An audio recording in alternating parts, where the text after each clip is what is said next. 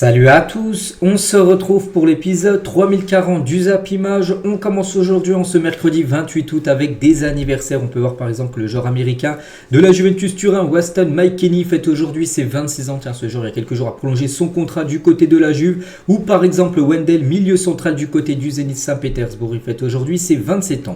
On continue, on va parler maintenant de ce qui s'est passé lors de la soirée hier soirée. On commence tout d'abord en Liga avec le FC Barcelone qui a déjà son troisième match de championnat sur cette nouvelle saison, et le Barça s'est imposé 2-1 du côté du Rayo Vallecano. Donc c'est simple, le Barça en ce début de saison, c'est 3 matchs de Liga, c'est 3 victoires et 3 victoires sur le score de 2-1. Donc le début de saison est parfait du côté du FC Barcelone, surtout que le Barça perdait 1-0.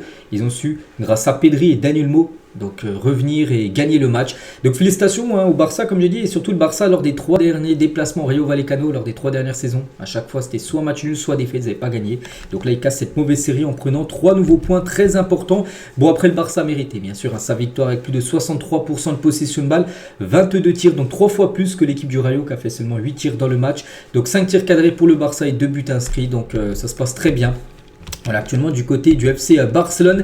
Et on va parler de ce joueur Dani Olmo parce qu'on sait que lors des 2 premiers matchs de Liga, il n'avait pas été enregistré auprès de la Liga pour jouer. Et là, ça y est, il a eu son enregistrement quelques heures avant le match hier, donc il a pu jouer. Il a commencé sur le banc, il est rentré à la mi-temps. Et même en ayant joué seulement une mi-temps, officiel, pour son premier match avec Barcelone, Dani Olmo est élu homme du match en 45 minutes de temps de jeu. Donc voilà, il est rentré à la mi-temps avec son numéro 20, bien sûr, Dani Olmo. Le 46e, il rentre déjà 82e minute de jeu, il est buteur. Voilà, le but du 2-1, c'est pas un but où il y avait 4-5-1 puis il marquait le but 4-1 où la victoire était déjà acquise. Non, il y avait 1-1 et il a marqué le but du 2-1, le but qui donne 3 points au Barça au classement.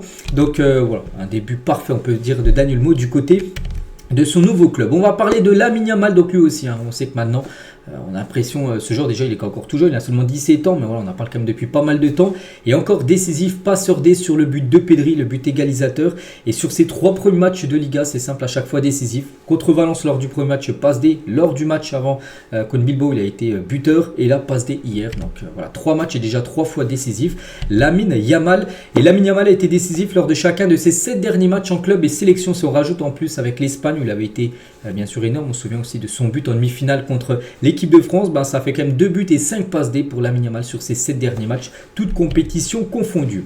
On va parler de Pedri, donc Pedri de nouveau blessé, donc déjà Pedri là, il est revenu à peu près à une dizaine de jours, mais il avait été blessé, souvenez-vous, depuis le quart de finale de l'Euro où Toni Kroos l'avait blessé, il avait loupé l'ennemi, la finale bien sûr de l'Euro, en plus son équipe avait gagné le titre et donc là il est revenu de blessure et il se reblesse. Encore quelqu'un qui l'a blessé, c'est qu'il a vraiment pas de chance, c'est Pathé 6 qui a reçu un carton jaune pour ce tacle, ça aurait même pu valoir un carton rouge, donc il est sorti, on ne sait pas combien de temps il sera disponible. C'est avec Pedri, les gars, il a vraiment aucune chance. Il revient 2-3 matchs après, il se blesse et ça dure comme depuis pas mal de mois. Il y a un autre joueur également qui s'est blessé, lui c'est un tout jeune joueur, c'est Marc Bernal, il a 17 ans, il aurait subi une rupture des ligaments croisés du genou gauche. C'est pas bon les gars, quand on entend ligaments croisés, vous savez que c'est une terrible blessure. Donc ce jeune joueur qui jouait comme titulaire lors des matchs, c'est un jeune joueur du centre de formation, un joueur de l'équipe B qui joue beaucoup ce début de saison, et voilà, normalement, c'est pas encore sûr, ligament croisé. Donc si c'est ça, c'est 9 mois d'indisponibilité. Il devrait revenir quasiment début de saison prochaine, au mieux. Donc c'est un gros coup dur pour ce joueur, surtout à l'âge de 17 ans où tu as besoin de jouer tout ça. Donc on lui envoie bien sûr beaucoup de force à ce tout jeune joueur, Marc Bernal, un joueur qui joue au milieu de terrain. Pour continuer avec cette équipe du Barça, parce qu'elle fait quand même forte impression. Donc 3 matchs, donc j'ai dit 3 victoires, 2-1. Donc voilà, c'est parfait, c'est à chaque fois serré, mais ça tourne en faveur du FC Barcelone. Et surtout, on va parler quand même du coach, parce que c'est plus Xavi le coach, c'est Hansi Flick. Et d'innombrables problèmes lors de l'inscription des joueurs en Liga. Dani Olmo, ça a été un problème à l'inscrire. Voilà, donc malgré tout ça, son équipe performe. 3 adversaires coriaces pour débuter la saison parce qu'il a quand même joué Valence, c'est une équipe compliquée. Bilbao, c'est aussi une équipe compliquée. Le Rayo Vallecano, chez eux, c'est toujours compliqué. À chaque fois, le Barça s'en est sorti. Donc 3 joueurs de 17 ans dans son 11 de départ hier. Il y avait Lamine Yamal, il y avait Marc Bernal et un autre joueur, je ne sais plus c'est lequel, de 17 ans qui a y joué. Donc il fait confiance à la jeunesse et ça le fait. Et de multiples blessures chez les joueurs vétérans, encore comme De Jong qui est blessé, comme Pedri, on a parlé qui s'est blessé. Et malgré tout ça, et ben il fait 3 matchs, 3 victoires. Donc voilà, l'après Xavi avec Hansi Flick, ben, pour l'instant ça se passe parfaitement, vu que pour l'instant c'est un début de saison parfait pour le FC Barcelone. Et pour finir, tiens, sur ce match les gars, James Rodriguez, pour ceux qui ne savent pas, il a signé officiellement du côté du Rayo. Donc nous, il n'a pas joué, mais il était présent dans les tribunes avec pour voir son nouveau club. On s'inclinait contre le Barça. Donc à noter que James aura le numéro 10 dans le dos. Du côté du Rayo Vallecano, il jouera dès le prochain match de Liga. Et il y avait une autre rencontre hier. Donc c'était entre Mallorca et le FC Séville. C'était à 19h. Donc avant le match du Barça et le Rayo. Donc 0-0. Pas grand chose à dire sur cette rencontre. Et du coup, au classement, après 3 journées, le Barça en tête, 9 points. Bon, après le Barça a joué 3 matchs. Comme Villarreal et Celta, les 3 premiers, là ont joué 3 matchs. A noter que le Real est à la 4-5e position, 4 points. C'est qu'il y a déjà 5 points d'écart entre le Barça et le Real. Mais bon, le Real a un match en retard demain à Las Palmas. Donc si le Real s'impose, ils reviendront à 2 points du Barça. Mais le Barça est sûr de rester en première position à l'issue de cette 3e journée du championnat espagnol. Au programme aujourd'hui, quelques rencontres. Donc déjà, Betis Retafe, c'est marqué reporté, je ne sais pas pourquoi, je ne sais pas ce qui s'est passé, j'en sais rien. Si je le sais, je vous le dirai demain. Voilà, le match n'aura pas lieu. Donc 19h soir, il y a un beau Bilbao-Valence, une belle affiche. Donc Valladolid, Leganés, Atlético Madrid contre l'Espagnol de Barcelone et la Real Sociedad Alaves. Donc concernant le Real Madrid, je dis, ça sera un déplacement demain soir à 21h30 du côté de Las Palmas. Donc voilà ce qu'à va dire du côté de la Liga. Parce que là, il y a une journée qui se joue en plein milieu de la semaine. On bascule maintenant sur la Ligue des Champions, car hier, il y avait les matchs, les barrages retour de Ligue des Champions. 3 rencontres au programme. Tout d'abord, le Galatasaray Young Boys de Berne. Au match aller, les Suisses s'étaient imposés 3-2 chez eux. Et puis pour ce match retour, ce nouveau imposé 1-0. Donc du coup, score cumulé 4-2 pour les Young Boys de Berne, qui se qualifient pour les phases de poule de la Ligue des Champions. C'est Alan Virginus, qui est un joueur de Lille prêté, c'est un joueur du Lille prêté cette équipe de Young Boys qui a été l'unique buteur du match. Donc voilà, félicitations à cette équipe suisse. Et pour le Galatasaray, c'est officiel, le Galatasaray est éliminé en barrage et ne jouera pas à la Ligue des Champions. Les Turcs disputeront donc l'Europa League cette saison. Un dommage pour eux, parce qu'ils avaient des grandes ambitions, ils ont gagné le championnat la saison dernière. Et c'est vrai que même en gagnant le championnat turc, il faut passer par les barrages. C'est quand même compliqué pour accéder bien sûr à la Ligue des Champions. Donc ce sera l'Europa League pour cette équipe du Galatasaray. Et pour les Young Boys de Berne, c'est une qualification bien sûr pour maintenant la Ligue des Champions, et prêté par Lille. Donc Alan Virginus 2003 vient d'éliminer Galatasaray, vu que c'est lui qui a été le buteur bien sûr de cette partie. Il y avait aussi les Red Bull Salzbourg contre le Dynamo Kiev. Donc au match aller, il y avait eu 2-0 pour Salzbourg, et au match retour 1-1, ce qui fait score cumulé de 3-1 pour l'équipe autrichienne qui se qualifie également. Voilà pour les phases de poule de cette Ligue des Champions. Il y avait une autre rencontre, c'est entre le Sparta Prague et Malmö. Au match aller, 2-0 pour le Sparta Prague, désolé. Au match retour, 2-0 également. Donc score cumulé 4-0 pour l'équipe tchèque qui se qualifie également pour les phases de poule. Maintenant, il n'y a plus de barrage. Voilà, c'est fini. Ça a été une longue épreuve. Maintenant, ils sont qualifiés, bien sûr. N'oubliez pas que le tirage au sort, c'est demain. Il reste encore des matchs, bien sûr, ce soir. Donc voici les 3 résultats des 3 premiers barrages. Avec, je vous ai dit, les équipes qualifiées. Donc les Young Boys de Berne, Red Bull Salzbourg et le Sparta Prague. Il reste 4 places parce qu'il reste ce soir 4 affiches, tout simplement. Donc pour l'instant, regardez déjà toutes les équipes qui ont déjà leur ticket. Bon, là, il y a encore 7 points d'interrogation, on peut en mettre 3 parce que ça c'est une photo que j'ai pris. Là, on peut rajouter ces 3 équipes là, puis il reste encore 4 équipes à être désignées ce soir. Mais sinon, bien sûr, toutes ces équipes là seront engagées bien sûr dans cette nouvelle saison de Ligue des Champions avec plus de clubs, bien évidemment, n'oubliez pas. Et du coup, ce soir, le programme, donc 18h45, il y aura Karabakh Dynamo Zagreb, il y aura l'Étoile Rouge de Belgrade contre Bodo Glimt, Lille contre le Slavia Prague. N'oubliez pas que Lille s'est imposé 2-0 match aller. Il va falloir confirmer ce soir s'ils veulent leur place en Ligue des Champions. Et le Slovan Bratislava contre Midtjylland, une équipe danoise. Donc voilà, les 4 équipes qui gagneront, seront meilleures sur la double confrontation, seront qualifiées bien sûr. Et après on connaîtra toutes les équipes qualifiées. Et demain à 18h, tirage au sort bien sûr de cette Champions League. On continue, on prend la direction cette fois-ci de l'Arabie Saoudite. On va parler d'Al Nasser, l'équipe de Cristiano Ronaldo. Il jouait un match de championnat hier contre Al Fayha. Et c'était la deuxième journée. Al Nasser s'est imposé 4-1. Ils avaient fait match nul lors du premier match, là cette fois-ci 4-1. Donc avec un but de Cristiano Ronaldo, Brozovic également buteur et un doublé Talisca, un attaquant aussi qui marque pas mal du côté d'Al Nasser. Donc belle victoire pour l'équipe de Cristiano Ronaldo, 8 tirs cadrés, 4 buts. Donc un match totalement dominé et maîtrisé. Ronaldo buteur sur coup franc. Voilà, en dehors de la surface, on va juste devant. Et le ballon, il l'a envoyé en pleine lucarne, Cristiano Ronaldo. Donc félicitations à lui. Il vient surtout d'inscrire quand même son 899e but en carrière. Il est à 101 buts enfin déjà un but, d'avoir des 900, mais je pense que Ronaldo, il vise bien sûr les 1000 buts, hein, ce serait une barre incroyable, 1000 buts en carrière. Bon, il est encore très loin d'atteindre ce chiffre-là, mais voilà, il grappille match après match, il arrive à marquer des buts, puis là il est déjà à 899, et c'est vrai que le Portugais est impliqué dans 6 buts lors de ses 4 derniers matchs avec son club, c'est vrai que ça se passe plutôt bien.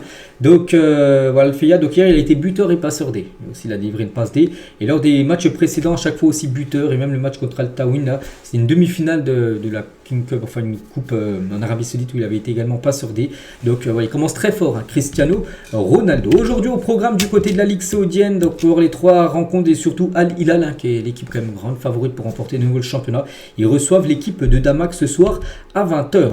On prend la direction de l'Angleterre, donc il n'y avait pas de première ligue, c'était de l'EFL Cup, donc la coupe de la Ligue anglaise, où il y avait pas mal de rencontres. Donc les clubs qui sont engagés en Coupe d'Europe en Angleterre ne jouait pas. Par exemple, Brighton, qui n'est pas en Coupe d'Europe saison prochaine, joue un match contre Crinley, donc une équipe division inférieure, 4-0 pour Brighton. Donc félicitations à eux qui ont déjà gagné leurs 2 premiers matchs de PL. Donc ça passe également, ils se qualifient pour les 16e de finale de cette Carabao Cup avec un gros Carlos Baleba, un jeune joueur de 20 ans. Donc 3 occasions créées, c'est le record du match. 4 fautes subies, c'est le record du match. 13 duels gagnés, c'est le record du match. 2 dribbles réussis sur 2 tentés, 3 tacles réussis et 6 récupérations et 3 interceptions. Énorme match de la part du joueur camerounais. Il y avait aussi Crystal Palace qui joue contre Norwich, donc ça passe également pour Crystal Palace. À noter un but de Jean-Philippe Mateta, le joueur de l'équipe de France eSport, peut-être demain avec l'équipe de France, ça on verra, vu que demain sera la liste. Donc voilà, 4-0 ça passe également pour cette équipe. Everton ça passe aussi contre Doncaster, ils ont gagné 3-0. Et à noter les gars, le premier but d'Iliman Ndiaye, ancien joueur de l'OM qui a quitté le club pour partir à Everton. Donc pour sa première titularisation, parce qu'il n'avait pas joué lors des 2 premiers matchs, il n'avait pas été titulaire lors des 2 matchs de première ligue où ils ont pris 2 fois 2 grosses corrections. Ils ont perdu un coup 3-0 et 4-0. Et ben cette fois-ci, il a été buteur, Iliman Ndiaye.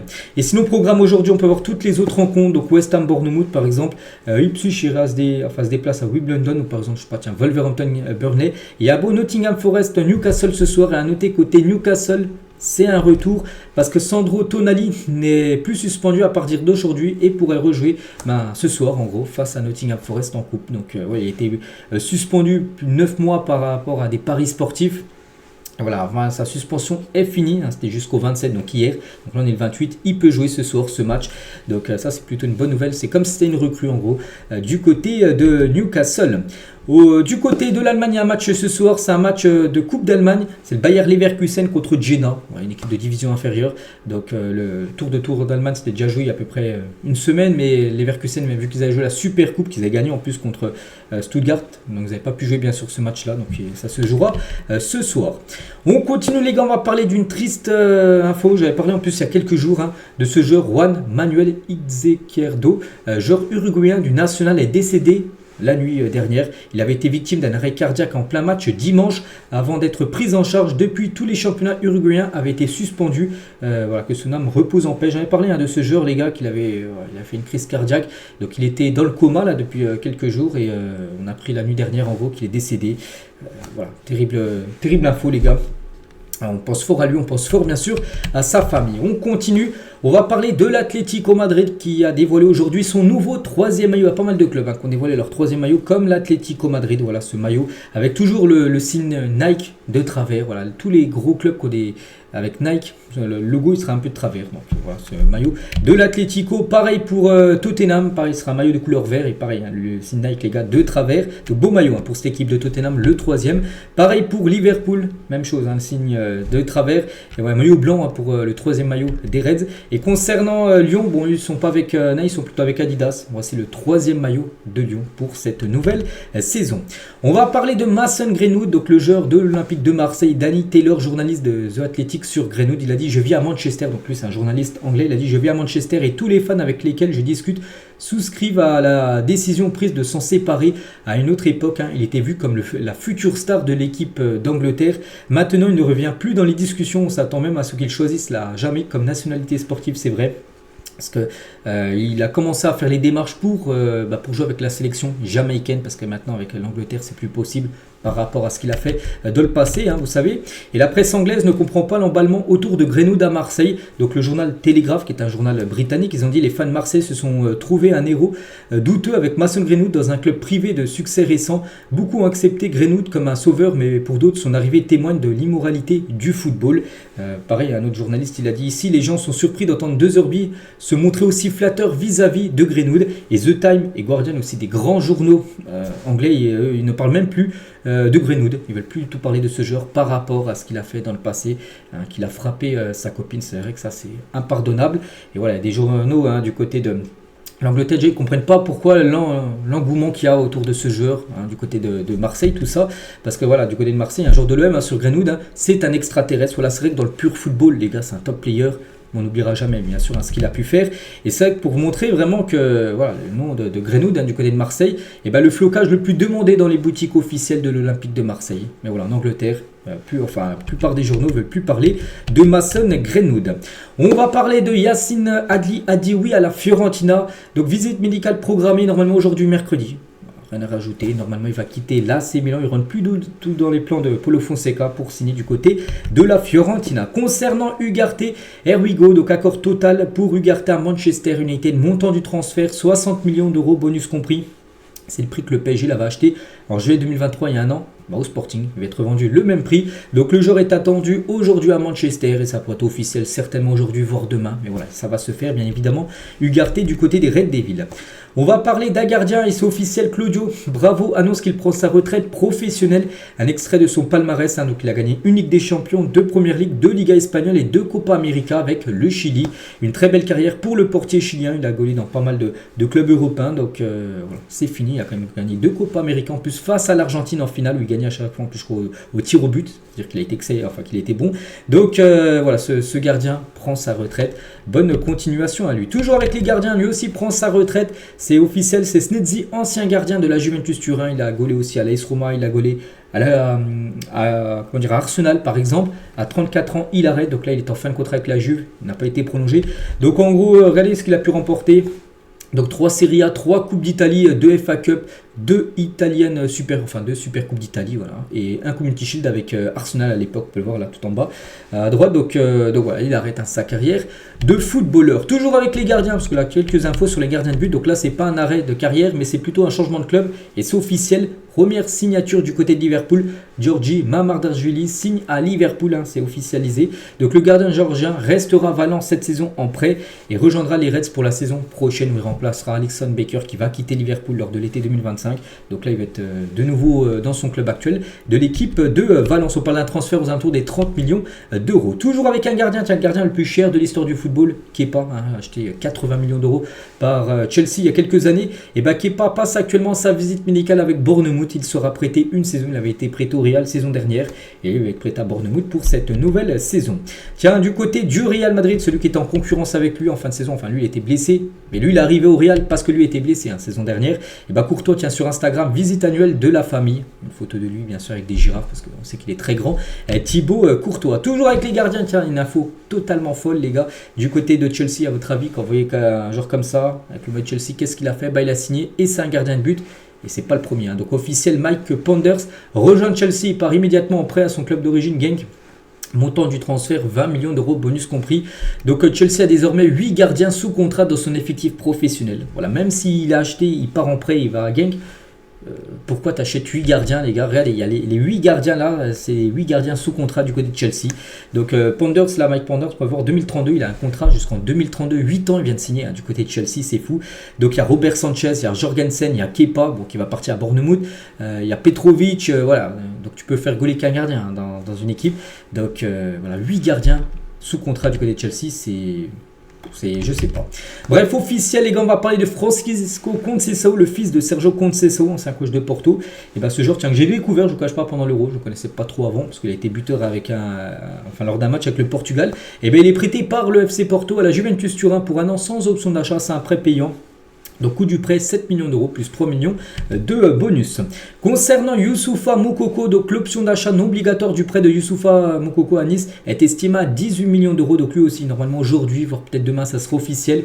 Il va rejoindre l'OGC Nice, donc ça sera un prêt mais pas option d'achat obligatoire. C'est-à-dire que Nice décidera en l'été 2025 s'ils paieront 18 millions d'euros ou s'ils paieront pas, il retournera du côté de Dortmund. Concernant Kopp Meiners, donc accord trouvé entre la Juve et l'Atalanta pour Kopp Meiners, donc ce joueur de l'Atalanta qui n'a pas joué le dernier match, où ils ont perdu 2-1 contre le Torino parce que, un peu comme l'image de Lookman, c'est des joueurs sur le départ. Donc lui il va rejoindre la Juventus Turin. Visite médicale prévue, donc montant du transfert 60 millions d'euros que va débourser quand même la Juventus Turin pour s'offrir le joueur néerlandais.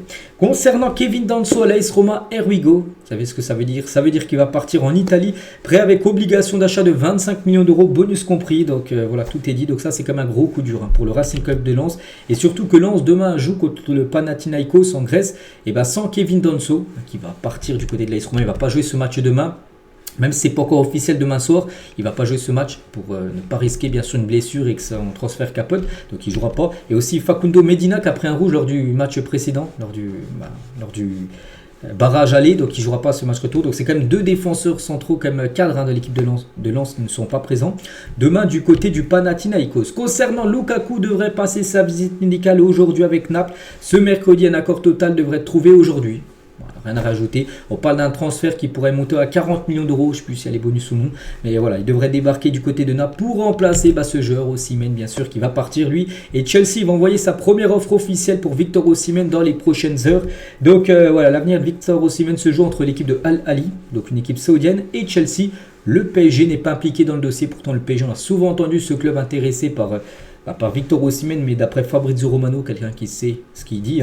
Donc il dit que le PSG n'est plus du tout dans le dossier. Voilà, ça doit être entre Chelsea et Al Ahly, le futur de Victor Osimhen. Une chose qui est sûre, même quasiment sûre, c'est qu'il va quitter l'équipe de Naples. Surtout que son remplaçant est déjà là, la personne de Lukaku.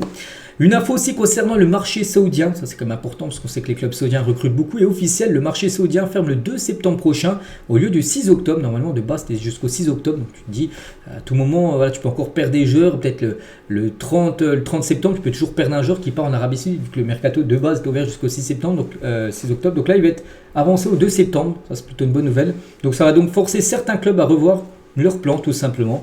Voilà, donc des joueurs qui pourraient partir, comme Mbamba, comme Skriniar qui pourrait partir lui à Nasser, et Kingsley Coman qu'on peut voir là dans le marché saoudien, c'est vrai. Si aucune offre d'un grand club européen ne se présente dans les prochains jours, Kingsley Coman serait prêt à accepter l'offre de Al Hilal qui est intéressé par le joueur français. Le club saoudien a déjà trouvé un accord avec le Bayern Munich par rapport à un transfert. S'il n'y a pas une belle opportunité pour Coman, il pourrait filer du côté du club de Al Hilal.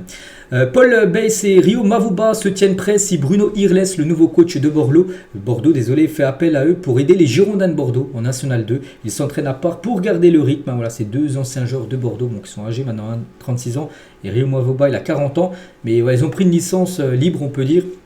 Donc en cas de besoin de Bordeaux, ils se tiendront prêts, ils joueront bien sûr avec les Girondins pour essayer de faire remonter bien évidemment le club. Wolverhampton et Marseille ont sondé Nantes au sujet de Mostafa Mohamed, l'attaquant égyptien de Nantes, très bon joueur pour moi, je considère un joueur sous-coté, ce joueur qui pourrait jouer je pense dans un très grand club. Donc voilà les deux clubs intéressés, Wolverhampton et l'Olympique de Marseille. Concernant Ryan Cherki et Maxence Cacré, donc la situation de ces deux jeunes joueurs de Lyon pourrait se débloquer dans les prochains jours. Le directeur sportif du club s'active pour leur départ. Il y aura des départs du côté de Lyon. Voilà, ces deux-là devraient quitter normalement cette équipe de l'OL avant la fin du mercato. Chelsea tente le coup. Ivan Toney, donc concurrence forte avec Al Ahly qui rêve de l'attaquant anglais et qui a fait une offre à Brentford. Chelsea qu'on parlait avec Osimhen, on sait que Chelsea les gars, regardez, ils ont 8 gardiens sous contrat, ils peuvent avoir 8 attaquants, 8 numéro 9 sous contrat, bien évidemment, ils ont déjà Félix, ils vont peut-être avoir Osimhen, ils veulent aussi Ivan Toney, cette équipe de Chelsea. Concernant Eddie Nketiah, ça y est, fin du feuilleton pour lui parce qu'il va signer à Crystal Palace, here we go, parce que lui était beaucoup annoncé du côté de l'OM, du coup il va signer à Palace. Donc montant du transfert 35 millions d'euros bonus compris, donc petit déménagement pour lui parce que Arsenal et Crystal Palace sont dans la même ville de Londres. Donc c'est un transfert qui devrait se faire là, normalement aujourd'hui, voire demain.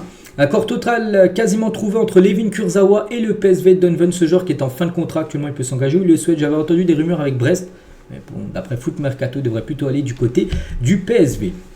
Concernant, tiens, Memphis Depay, lui aussi actuellement libre, il peut s'engager où il le souhaite. Et c'est le Rayo Vallecano qui tente le coup Memphis Depay. Après Rames Rodriguez, le club espagnol souhaite boucler le transfert du Néerlandais. Voilà, on parlait tout à l'heure du Rayo qui a perdu contre le Barça hier soir.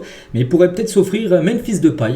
Voilà, très prochainement, donc affaire à suivre, c'est que le joueur est actuellement libre, il peut s'engager où il veut. Concernant Fabio Vieira, c'est officiel, retourne à Porto en prêt sec en provenance d'Arsenal. Voilà, parce qu'à Arsenal, il y a un joueur qu'on va voir juste après, Mikel Merino, a débarqué au club, un milieu de terrain, et du coup, il y en a qui quitte Arsenal, et c'est Fabio Vieira, de retour à Porto, c'était son ancien club avant de rejoindre l'équipe des Gunners. Quelques noms de milieu suivis par Monaco, parce que Monaco n'a pas encore fini son mercato. Goretzka, Dani Ceballos et Boubakary Soumari, un joueur de Séville. Donc les trois sont ciblés. Bon, les trois ne viendront pas ensemble, mais ça se peut qu'un, peut-être voir deux des trois débarquent du côté de Monaco pour renforcer le milieu de terrain au vu de la nouvelle saison. Il y a de la Ligue des Champions. Jonathan Tah veut absolument quitter Leverkusen cet été ou en 2025. Le Bayern et le Barça sont sur le coup pour le défenseur allemand de Leverkusen qui a été quand même impressionnant saison dernière. Donc il a des envies de départ. On peut voir les deux clubs qui seraient intéressés par le défenseur allemand. L'Atlético Madrid veut recruter Matheus Nunes, un joueur de Manchester City qui joue peu quand même du côté de City. C'est un ancien joueur de Wolverhampton, donc le club madrilène voudrait un prêt avec une option d'achat, voilà, concernant Matheus Nunes, joueur portugais. Un autre portugais, c'est Rui Patricio, et c'est officiel, libre de tout contrat. Le gardien du Portugal s'engage avec l'Atalanta Bergame. Voilà, beaucoup, du côté de l'Atalanta. Lui aussi c'est officiel, lui aussi il était libre de tout contrat. C'est Jean-Philippe Gebamin, libre de tout contrat, s'engage avec le FC Nantes. Belle recrue, un joueur avec de l'expérience qui débarque du côté des Canaries. Concernant Sancho, c'est quoi sa situation? C'est que Chelsea, toujours eux, et la Juventus Turin discute avec Manchester United pour Sancho. L'ailier anglais pourrait quitter les Red Devils définitivement ou en prêt d'ici la fin du mercato. Là aussi les gars, tout peut s'accélérer concernant Sancho. Et une petite info, c'est concernant le mercato, parce que moi en tête les gars, je pensais vraiment que le mercato se finissait le 1er septembre. Pour moi j'avais vu ça depuis longtemps, donc je disais à chaque fois, le mercato ça se finit le 1er septembre, donc dimanche. Et j'ai vu du coup ce serait plutôt vendredi, donc après-demain que ça se finirait à minuit. Voilà, donc ça change totalement la donne, c'est-à-dire que là il resterait plus qu'aujourd'hui, demain et vendredi de mercato, donc c'est pour ça que beaucoup de transferts peuvent se réaliser là dans les prochaines heures. Donc voilà, même dont celui de Sancho peut-être à Chelsea ou à la Juve. Concernant ce transfert là de Zeki Amdouni à Benfica, Erwigo, donc il s'envolera pour Lisbonne ce mercredi aujourd'hui afin de finaliser son transfert. Donc lui c'est un ancien joueur, enfin un joueur de Burnley, parce qu'il est toujours actuellement sous contrat Burnley, mais il ne veut pas jouer en deuxième division anglaise, donc il va certainement rejoindre le Benfica. Officiel, Mikel Merino s'engage à Arsenal, prix du transfert 32 millions d'euros plus 5 millions d'euros de bonus pour l'ancien joueur de la Real Sociedad. Donc belle recrue, donc il sera entraîné par un autre Mikel Arteta, bien sûr le coach des Gunners, qui ressemble un petit peu, tiens, Mikel Merino. Et Mikel Merino et Martin Odegaard vont donc se retrouver du côté d'Arsenal. Les deux hommes ont joué ensemble à la Real Sociedad il y a quelques années. Bon, Odegaard, ça fait quand même quelques années qu'il a rejoint les Gunners, mais voilà, Mikel Arteta, lui, c'est... Enfin, Mikel Merino, désolé, donc lui, ça a été officialisé, là, ces dernières heures, et c'est vrai que Mikel Merino, dès qu'il a rejoint Arsenal, il l'a mis, donc Gunners, en gros, pour toujours, parce que déjà, à l'époque, il a déjà porté on peut le voir, un maillot des Gunners à l'époque, donc voilà, il signe peut-être dans son club, on peut dire, de rêve. Officiel en échec depuis son arrivée en hiver 2023, Amin Sarr est prêté par Lyon à l'Hellas Vérone du côté de l'Italie. Bonne chance à lui. Concernant Sterling, un petit rappel, Sterling, il y a quelques jours, Enzo Maresca, le coach de Chelsea, il a dit qu'il n'aura pas de minute ici à Chelsea, tellement qu'il y a de concurrence, vous savez, à Chelsea. Donc Sterling ne rentre pas du tout dans les plans, il doit partir. Et Manchester, les gars seraient intéressés, Manchester United. L'ancien joueur de Liverpool et de Manchester City pourrait finir chez le rival Manchester United. Donc il a joué dans pas mal de clubs. Imaginez les gars, s'il a joué à Liverpool, à City, à Chelsea et si à Manchester United, c'est peut-être le destin, on peut dire, de Raheem Sterling. Concernant un nouveau joueur du côté de l'Atlético, et c'est officiel, c'est Juan Musso, arrive en prêt en provenance de l'Atalanta pour l'Atlético Madrid pour la durée d'un an. Un nouveau joueur du côté des Colchoneros et surtout un nouveau joueur argentin. Donc tiens, lui, il arrive en provenance de l'Atalanta, c'est un gardien de but, donc en gros c'est pour ça que Rui Patricio a signé du côté de l'Atalanta qu'on a parlé tout à l'heure. Et ce joueur, les gars, c'est un joueur argentin. Il compte désormais 6 joueurs argentins évoluant dans la direction de l'ancien international argentin Diego Simeone, donc le coach de l'Atlético. Il y a 6 joueurs de l'Argentine. Voilà, ces 6-là sont des joueurs argentins qui évoluent du côté de l'Atlético Madrid. Officiel, Tanner Tessman quitte Venise et s'engage avec l'Olympique Lyonnais jusqu'en 2029. Prix du transfert 6 millions d'euros. Vous dites, mais qui est ce joueur? Tiens, un petit descriptif parce que je ne connais pas le joueur. 22 ans, c'était le capitaine de la Team USA Olympique qui a joué le tournoi olympique, les JO il y a quelques jours. Donc il fait 1m88, donc ambidextre, donc ça veut dire qu'il est bon des deux pieds, pied droit, pied gauche. Milieu défensif et 10 buts et passes D en 41 matchs de Série B la saison dernière avec Venise. Donc la Venise est montée en Serie A. Mais voilà, ce joueur signe du côté de l'Olympique Lyonnais. Bonne chance à lui. Concernant Mukiele au Bayer Leverkusen, here we go. Donc il s'agira d'un prêt sans option d'achat. Le club allemand prendra en charge son salaire. Voilà, donc déjà ce joueur, il avait déjà envie de partir, je me souviens en janvier, parce que je me souviens de ce joueur, il voulait absolument aller au Bayern Munich, hein. Du coup il avait pris plutôt Sacha Boey, je me souviens en janvier dernier, et du coup il a encore envie de partir là, et du coup il va aller au Bayer Leverkusen, hein. C'est surtout Xabi Alonso les gars qui a vraiment poussé pour faire signer le joueur actuellement, qui est toujours actuellement du côté du Paris Saint-Germain. Officiel, Ahmed Junior Traoré est prêté à l'AG Auxerre en provenance de Bournemouth, voilà ce joueur qui avait été en plus je crois du côté de Naples si je ne me trompe pas, donc il est prêté à l'AG Auxerre, belle recrue hein, du côté des Bourguignons. Concernant Scott McTominay, il va quitter l'équipe de Manchester United, direction le Napoli, here we go. Manchester United va recevoir 30 millions d'euros, bonus compris pour son milieu écossais, et pour le remplacer, c'est Ugarte qu'on a parlé tout à l'heure, qui devrait débarquer du côté de Manchester. Du côté de Brest, hein, donc le directeur sportif de Brest, il a dit on est victime de notre succès parce qu'on fait la Ligue des Champions, mais on n'a pas les moyens d'un club de Ligue des Champions. Ça annonce compliqué, oui, déjà quand on voit le début de saison en Ligue 1, 2 matchs, 2 défaites pour Brest. Et en plus, tu as rajouté 8 matchs déjà de Ligue des Champions, 8 matchs sûrs, les matchs de poule. Bon, après, pour une qualification pour les 8e, tout ça, ça s'annonce très compliqué. Mais ça va être chaud du côté de Brest. Et Brest n'attire plus trop, hein, même avec une qualif en Ligue des Champions, parce que Brest a tenté de recruter des joueurs. Ils ont dit, la Ligue des Champions, est-ce que tu veux venir? Donc certains joueurs, leur entourage te disent, c'est gentil d'avoir pensé à moi, mais ça ne m'intéresse pas en gros de signer à Brest. Certains ne te répondent même pas ou alors te disent c'est quoi le salaire pour jouer à Brest. Cette année on peut peut-être te donner 100 000 euros, hein, ce qui est enfin, pas mal, j'en sais rien. Enfin oui c'est pas mal, mais voilà, pour un club qui joue à la Ligue des Champions, je sais pas, il y a des clubs qui payent beaucoup plus, on le sait. Mais la saison prochaine ça ne sera plus le cas, donc voilà, en gros ça attire pas, même si Brest a la Ligue des Champions, ça attire pas pour beaucoup de clubs d'aller jouer dans ce club. Et Brest tient toujours, et c'est une info officielle, Brest jouera du coup ces matchs de Ligue des Champions au stade du Roudourou, stade de l'en avant de Guingamp. Donc le stade Francis Leblé, stade habituel de Brest, n'est pas aux normes de l'UEFA, donc ce sera bien dans le stade de Guingamp. Jouera les matchs de Ligue des Champions, les 4 matchs à domicile que Brest jouera en Champions League.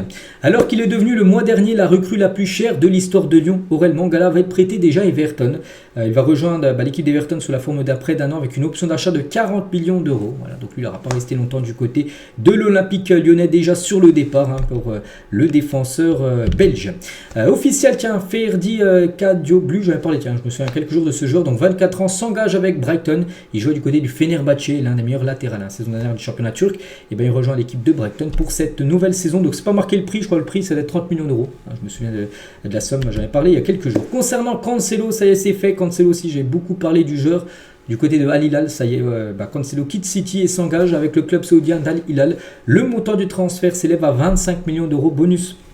Compris, il va toucher un énorme salaire, hein, du côté du club saoudien. Donc il va porter le numéro 27. Il pourra peut-être être présenté ce soir, ou peut-être jouer, hein, parce que Al Hilal joue ce soir un match de championnat. Donc bonne chance à Cancelo du côté de la Ligue saoudienne. Et c'est vrai que l'été dernier, le Barça recrutait donc Inigo Martinez, Cancelo, Gundogan, Romeu, Félix et Victor Roque. Un an plus tard, il ne reste plus qu'Inigo Martinez. Tous les autres joueurs ont déjà quitté le Barça. De Cancelo à Al Hilal, Gundogan, il est parti à Manchester City. Romeu, il a été prêté à Gérone. Félix, il a signé à Chelsea. Et Victor Roque, il est prêté au Real Betis. C'est vrai que le mercato 2023, du côté du Barça, c'est un flop total parce que normalement, quand tu recrutes des joueurs, c'est pour les avoir sur plusieurs années. Et là, voilà, sur les 6 recrues saison dernière, il y en a seulement un qui est encore en place, sinon les 5 autres ont déjà quitté le FC Barcelone. Et il y a toujours avec le Barça, et c'était il y a 7 ans, jour pour remplacer un certain Neymar, où le Barça avait récupéré 222 millions d'euros.